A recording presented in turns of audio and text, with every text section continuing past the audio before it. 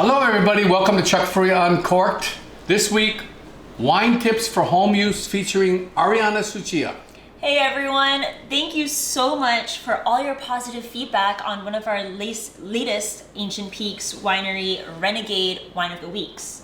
It was so much fun to shoot that, and since all of you enjoyed it so much, we decided to actually make those burgers we were talking about. So my husband Michael is a real carnivore, if you know him, and he loves burgers. So when we're over here drinking this wonderful Ancient Peaks Renegade, I'm thinking about how it's peppery, it's full body, there's a lot of gaminess to it. Yeah. And what goes better than a burger, especially since we're putting some bacon and beets on there. There you go. You can't beat it. Can't beat it. Absolutely. I can't wait. Let's go. Let's go. So let's go ahead and get started with some of our ingredients here today. First off, you gotta have really lovely Swiss chard. We're using a rainbow chard, as well as a really nice plump purple beet. And we're using these really lovely brioche buns that we found at the grocer, and our favorite smokehouse bacon, as well as about a pound of ground beef. Also, to add that really nice extra kick, Cambozola cheese. There you have it, guys. Let's get cooking.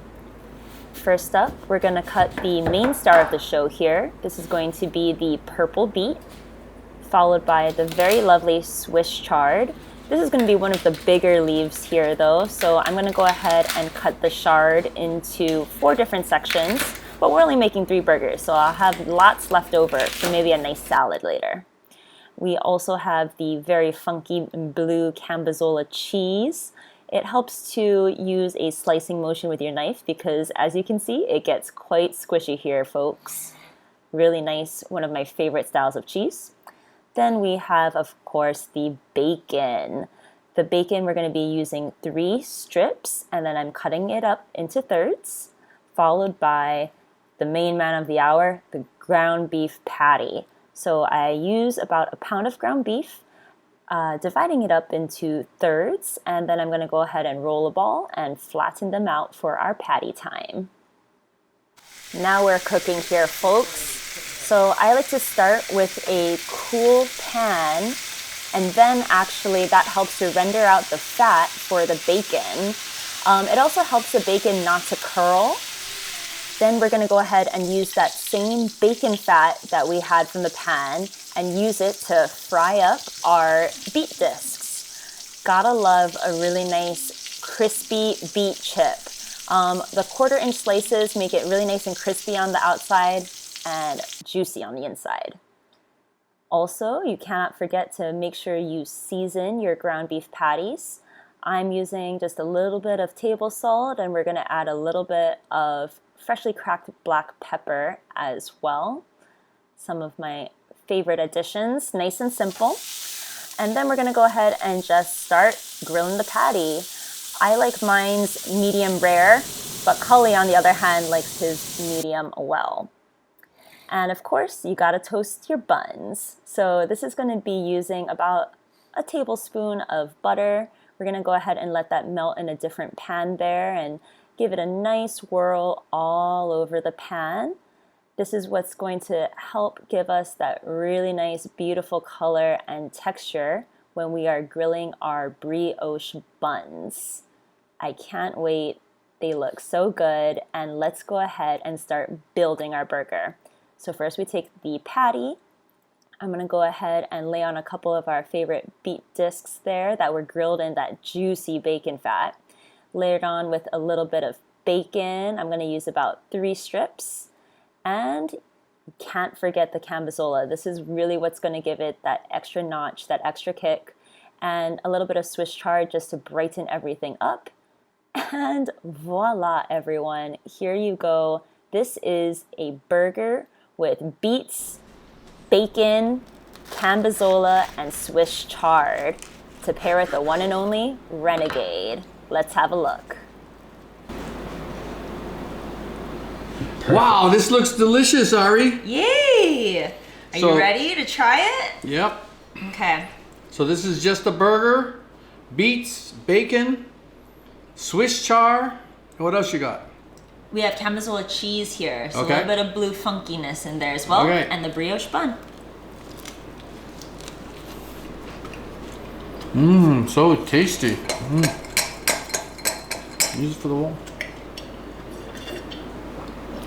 Mmm, goes really well with the wine. Okay, so the wine is peppery, the wine is earthy, it's very savory. It's dark, but it's not heavy. So what were your thoughts in creating this burger?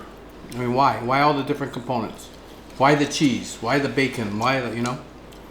So for me, we're using a pure ground beef patty here. That's like as meaty as you can get, really.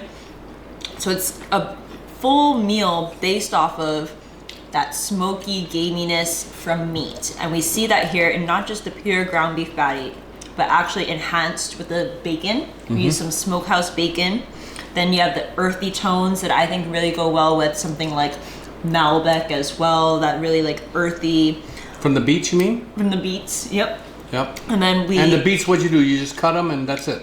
So we cut up the beets in nice discs, but we actually use the bacon fat to actually fry them up and give them that extra bacony, meaty character. So it's not hard to do. This is not labor intensive. Nope. Just and sliced it and you sauteed it inside the bacon drippings, right? Yep. And honestly, everything is something you can just find at your grocery store. Okay, what do you feel that the Swiss chard added?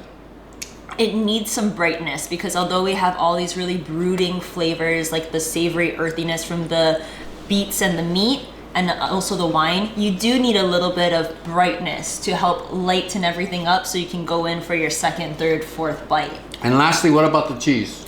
So I personally like using a little bit of blue, a little bit of funkiness in it, Gorgonzola, maybe a Gorgonzola or something like that. But you also want to keep it a little bit more mild. So you want to find the blue cheese that's right for you and your taste. I think a little bit of a mild, funky blueness plays really well with the earthiness of the beets. Yeah, and the wine. And the other thing is, just to let you know, I think that the Gorgonzola, you don't have to season the burger so much because you're using the Gorgonzola, because Gorgonzola is innately salty. So that's why it just kind of goes. So you have earth, earth, earth. The wine is earth, earth, earth, and you got the meat. This is very tasting, very well, very interesting, but still very simply and easy to do for home use. Absolutely. Right? Yeah, I think it's really family friendly too. You know, it's a great activity you can do with your significant other, or if your kids love burgers, it's a really easy way to get them to eat beets and vegetables. Just kind of sneak it in there with the bacon. So it really, really works as a family-friendly dish, and I think that goes back to the essence of who Ancient Peaks is as a winery. You know, it's owned by 3 ranching families, like we said, so something that's fun, wholesome, creative, plays with, you know, ranching style meats. That's there. And you don't have to overthink this thing. They just go well together. It's delicious. You don't have to reinvent the wheel. Simply just doing the burger just a little differently, and then you can make it make it more wine friendly just by what she did. Absolutely. It's just simply, again, some cheese, Gorgonzola cheese, simply some Swiss chard leaves, some beets that you fried in bacon. Bacon fat. You have the bacon. You have the burger. That's it. Yep. No Easy need ketchup peasy. or mustard. No need even. Oh, toast. That was a good one. Cheers. I hope you all learned something, a thing or two from it all. I thought it's very interesting and it's very easy to do at home. You know, I hope you really, when you taste it at home, I hope you enjoy as much as I'm enjoying it right now. Now go beat it. Ah, that's pretty good. Until next time, aloha everybody. Thanks for joining us.